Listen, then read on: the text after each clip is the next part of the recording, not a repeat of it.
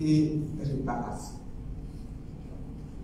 Les bourreaux, beaucoup de bourreaux, se sont appropriés les biens confisqués à leurs victimes. Ce sont des plantations, ce sont des forêts, ce sont des maisons. Et ces bourreaux-là continuent de narguer les victimes au vu et au su de tout le monde. Aujourd'hui encore, un climat d'insécurité, quelquefois même de terreur, est entretenu dans certains villages par des immigrants qui détiennent des armes de guerre. Aujourd'hui encore. Aujourd'hui encore, plusieurs fils du pays sont toujours à l'exil. Ceux d'entre eux qui sont rentrés se rendent par exemple compte que rien n'est mis à l'œuvre pour la bonne réinsertion, leur propre réinsertion. Et quelquefois la réinsertion de leurs enfants dans les écoles ivoiriennes. Nombreux sont nos frères militaires qui continuent de croupir en prison du fait de la crise post-électorale de 2010 ou qui sont encore bloqués dans les pays où ils se sont réfugiés et qui ne savent pas comment revenir dans leur pays. Je voudrais m'arrêter à ces 6 exemples car la liste des plaies payantes est longue et continuer de les égrener nous prendrait peut-être toute la journée ou bien même toute l'année que vous nous avez proposé. Nous le savons tous, plusieurs initiatives ont été prises par les gouvernants successifs pour réconcilier les Ivoiriens et instaurer un climat de paix dans le pays. Mais force est de reconnaître que ces initiatives-là ont rapidement montré leurs limites. La société ivoirienne est toujours divisée. Les ressentiments demeurent vifs. La méfiance entre les citoyens est toujours de mise. Toutes choses qui ont fait dire à Monseigneur Siméon Ouana, alors président de la CONARIV, lors de la cérémonie organisée pour la remise du rapport de sa structure, et je cite, le malaise est profond. Les poches de division demeurent. Les cœurs sont encore chargés de rancœur, de frustration, d'amertume et d'esprit de vengeance. Fin de citation. Nous devons donc tout mettre en œuvre pour triompher de cette situation, afin de reconstruire la nation ivoirienne. Je voudrais encore vous féliciter pour l'initiative qui nous réunit ce matin.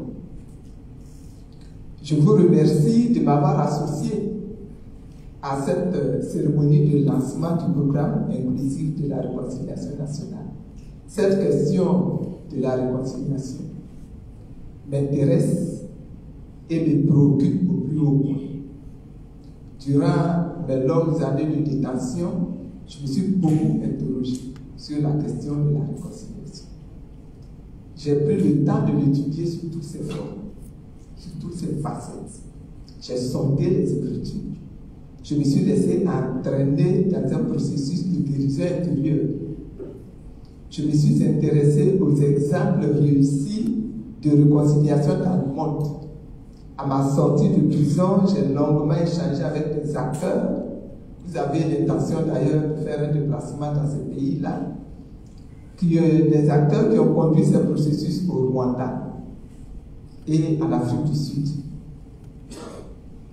J'ai abordé la question de la réconciliation avec plusieurs populations qui sont venues me visiter à après ma sortie de prison.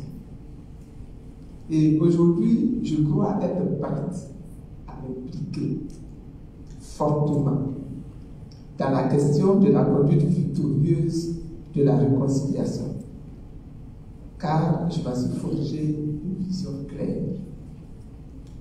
Ce matin, je voudrais juste dire 5 choses qui me semblent principales. Premièrement, la réconciliation est un processus et peut être un long processus. Il faut y travailler sérieusement et courageusement sur des années. Le Rwanda a mis au bas mot une dizaine d'années pour réussir la réconciliation entre ces populations. Deuxième chose, le processus de réconciliation doit être impulsé par le gouvernement. Je répète, le processus de réconciliation doit être impulsé par le gouvernement. Dans un pays, c'est le gouvernement qui tient les rênes du pouvoir. C'est le gouvernement qui dispose des moyens de l'État. C'est le gouvernement qui contrôle les médias. C'est le gouvernement c'est le gouvernement donc qui peut mettre en ordre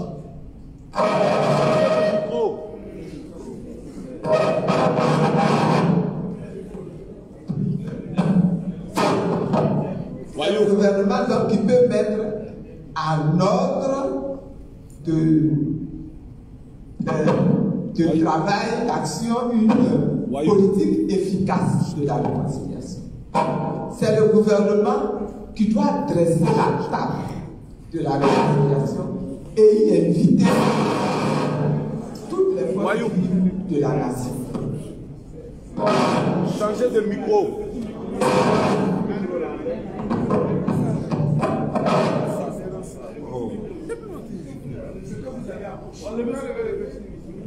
Ça n'a rien à voir. Non. Ça n'a rien à voir.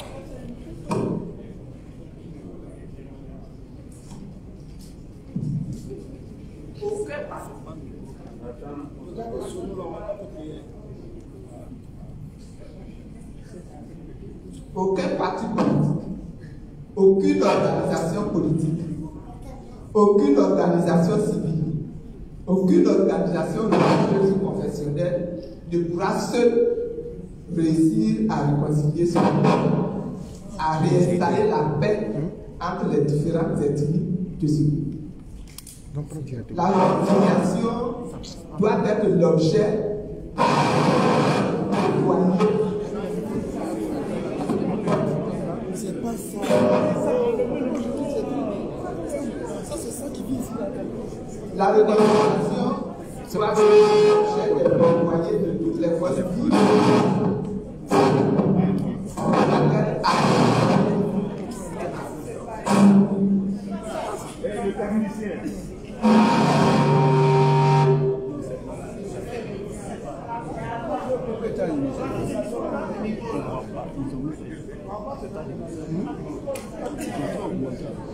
On va y arriver. J'avais 10 minutes et j'ai bien chronométré pour faire les 10 minutes de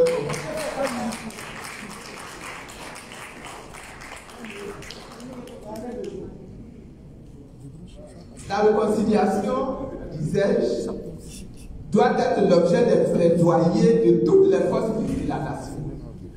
Elle ne doit pas être abandonnée entre les mains de seuls hommes et femmes politiques. Elle doit être l'affaire de toutes les composantes de la nation. Chacun doit faire sa part. C'est pour ça qu'il faut surtout arriver à faire asseoir les groupes en conflit. Les fils et les filles de notre pays, les victimes et les bourreaux, pour qu'ils règlent leurs différends, acceptent de se pardonner mutuellement, acceptent de revivre ensemble. Quatrièmement, le processus de réconciliation implique, et je m'autorise à le dire, il implique le traitement dans la justice et la vérité de l'action des populations venues de l'extérieur, venues de la sous-région et d'ailleurs, et qui ont agressé, qui ont pillé, qui ont confisqué et qui détiennent encore aujourd'hui des terres, des champs, des habitations, dans l'indifférence ou quelquefois même dans la complicité des États voisins. Il nous faut avoir le courage d'adresser cette question et d'y apporter des réponses et des solutions équitables. La réconciliation, en fait, implique la redéfinition du pacte social qui nous unit. La Constitution, nous l'avons déjà dit, le Code électoral, les réformes du système judiciaire, la restauration de l'état civil, la destruction du tribalisme, sous toutes ses formes, la sécurité des hommes et des biens, etc. Mesdames et messieurs, pour réussir le processus de réconciliation, nous devons donc nous armer de grandeur d'âme, d'esprit de dépassement et de pardon. Nous devons accepter de nous asseoir, on l'a déjà dit, pour parler, pour avaler encore quelques couleuvres.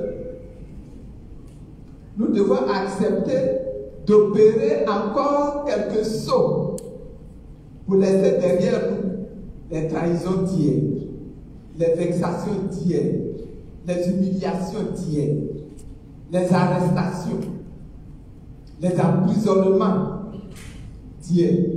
Parce que j'espère qu'aujourd'hui, vous allez avoir d'emprisonnement, n'est-ce pas? Les pertes incommensurables. Nous devons nous habiller dans les manteaux de l'humilité, les manteaux de la repentance, les manteaux du pardon et les manteaux de l'amour. Beaucoup ont insisté là-dessus. Engageons-nous tous au long réapprentissage de la vie commune apaisée entre citoyens ivoiriens. Soyons tous animés par le même profond désir de bâtir pour nos enfants et nos petits-enfants une vraie nation, une patrie ivoirienne moderne, développée, prospère, réunifiée, ce que nous avons appelé la patrie de la vraie fraternité. Mesdames et messieurs, en conclusion, je pourrais dire que la réconciliation dans notre pays doit s'envisager et se réaliser à 3 niveaux. Premier niveau, entre l'État et le peuple. Premier niveau de réconciliation, entre l'État et le peuple. Nous devons aboutir à l'effacement total de l'acte de rébellion d'une partie de la nation contre l'État. Et quand je dis effacement total, bien sûr, il y a les lois d'amnistie, mais il y a également la libération des prisonniers, etc. etc. L'élaboration de textes nouveaux régissant notre nation, etc. Deuxième axe, réconciliation entre les différentes composantes du peuple, de la nation. Le pardon des victimes. Obtenir le pardon des victimes. Obtenir la demande de pardon des bourreaux. Obtenir la restitution des terres et des biens. Obtenir le dédommagement des victimes. Obtenir la condamnation judiciaire des coupables qui refusent de se répartir. Et troisième axe, réconciliation entre l'État ivoirien, le peuple ivoirien d'une part, et les États qui ont profité de la situation de faiblesse de notre pays pour l'agresser et pour l'agresser et le piller. Restitution donc des biens et richesses accaparés. Règlement juridique de leur existence sur le sol ivoirien. Voici les trois axes que courageusement, de mon point de vue, vous devez adresser, solutionner au bonheur de tout le peuple ivoirien. Bonne chance, que Dieu vous bénisse et je vous remercie.